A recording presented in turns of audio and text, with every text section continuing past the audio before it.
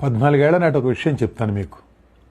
2010 June 17వ తేదీన కడపలో జర్నలిస్టుల కాలనీకి భూమి పూజ జరిగింది. ఆనాటి కడప ఎంపీ వైఎస్ జగన్మోహన్ రెడ్డి ఈ కార్యక్రమానికి ముఖ్య అతిథి. దేవులపల్లి అమర్, సోమసుందర్ సహా చాలామంది ఏపీడబ్ల్యూజే నేతలు ఈ కార్యక్రమంలో పాల్గొన్నారు. వైఎస్ రాజశేఖర రెడ్డి హయాంలో కేటాయించిన భూమి కాబట్టి దానికి వైఎస్ఆర్ జర్నలిస్టుల కాలనీ అని పేరు పెట్టుకున్నారు. కాలనీ అభివృద్ధికి తన ఎంపీ ల్యాడ్స్ ఫండ్ నుంచి 2 కోట్ల రూపాయలు కేటాయిస్తారని మీటింగ్లో ఆ మాట ప్రకటిస్తారని జగన్ ముందే హామీ ఇచ్చారు. ఆ రోజు మీటింగ్లో మాట్లాడిన జర్నలిస్టుల సంఘం నేతలు అందరూ కడప జర్నలిస్టులకు ఇళ్ల స్థలం కేటాయించినందుకు దివంగత వైఎస్ఆర్ను పొగిడారు. చివరన మాట్లాడిన ముఖ్య అతిథి జగన్ క్లుప్తంగా ప్రసంగించి వేదిక దిగిపోయారు.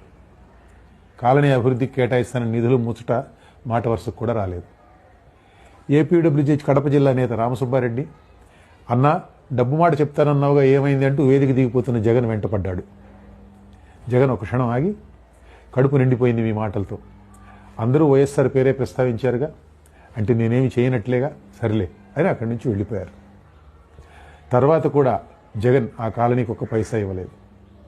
వైఎస్ఆర్ను మహానేతగా కీర్తిస్తూ తన తండ్రి వారసత్వాన్ని క్లెయిమ్ చేసుకున్న జగన్ అంతరంగంలో తండ్రి పట్ల ఎలాంటి భావనలు ఉన్నది, ఆ అంతరంగంలో తనను తాను ఆయన ఎలా భావించుకునేది అర్థం చేసుకునేందుకు ఈ సంఘటన ఉపయోగపడుతుంది. ఇప్పుడు గతాన్ని తవ్వి ఈ విషయం ఎందుకు చెప్పాల్సి వచ్చిందంటే, వైఎస్ఆర్ వారసత్వం క్లెయిమ్ చేసుకునే వ్యక్తి మరొకరు వచ్చి చేరారు. మొన్నటి ఎన్నికల ముందు తెలంగాణ వదిలిపెట్టి కాంగ్రెస్ పార్టీ ద్వారా ఆంధ్ర రాజకీయాల్లో ప్రవేశించిన రాజశేఖర రెడ్డి కుమార్తె షర్మిల అనలాగే తండ్రి పేరు చెప్పుకుని రాజకీయాల్లో నిలదొక్కుకోవాలని చూస్తున్నారు.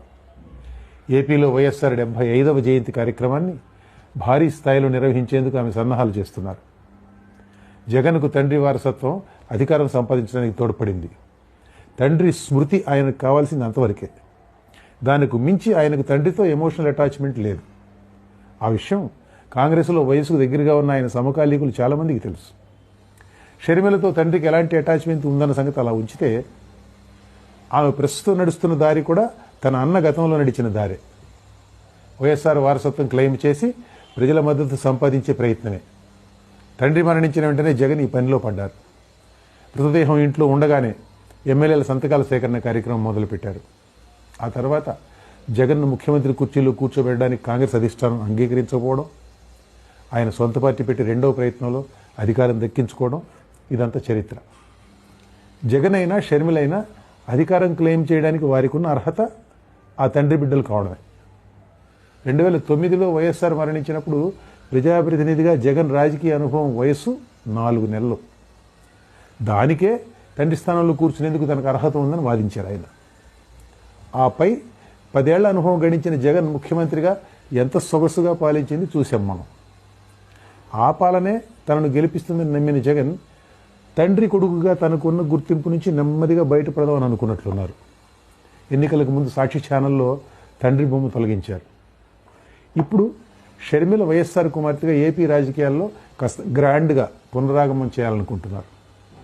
తండ్రి జయంతిని కాంగ్రెస్ అగ్రనేతల సమక్షంలో భారీగా నిర్వహించాలని ప్రయత్నిస్తున్నారు. ముందే అనుకున్నట్లు రాజకీయాల్లో షర్మిల అర్హత ఏమిటి? వైఎస్ఆర్ కుమార్తె కావడమే. వైఎస్ఆర్ వల్ల ఉమ్మడి ఆంధ్రప్రదేశ్లో రాజకీయ అధికారం సంపాదించిన కాంగ్రెస్ ఆయన పిల్లల ద్వారా అయినా నవ్యాంధ్రలో చోటు దొరికితే చాలనుకుంటున్నది. ఇది ఆంధ్రుల దౌర్భాగ్యం. జనాకర్షక నేత కాబట్టి వైఎస్ఆర్ 2004లో కాంగ్రెస్ను అధికారంలోకి తీసుకురాగలిగారు, నిజమే.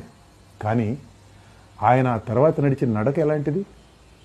తన చేతిలోని అధికారాన్ని కొడుకుకు దోచిపెట్టేందుకు ఉపయోగించారు ఆయన హయాంలో. గతంలో దేశం ఎన్నడూ ఎరుగిన అవినీతి ఆంధ్రప్రదేశ్లో రాజ్యమేలింది. జగన్పై దాఖలైన అక్రమాస్తుల కేసులన్నీ కేంద్రంలో కాంగ్రెస్ అధికారంలో ఉన్నప్పుడు దాఖలైనవే. వాటిల్లో వైఎస్ఆర్ ప్రమేయం గురించి కాంగ్రెస్ పార్టీ మౌనం పాటిస్తుంది. దేశంలో అధికారం పరమావధిగా సాగుతున్న రాజకీయాల నడక ఇది. కాంగ్రెస్ దీనికి మినహాయింపు కాదు.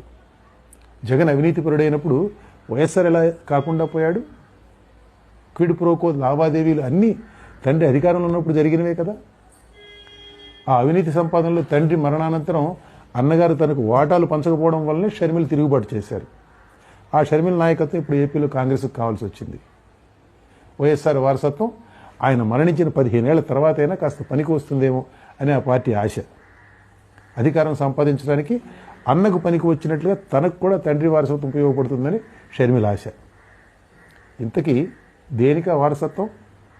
మరింత సంపాదించడానికి, అవినీతిని కొత్త పుంతలు తొక్కించడానికి. మహానేతను మించిన పాలన అంటూ జగన్ గత 5 ఏళ్లుగా మనకు చేసి చూపించింది అదే.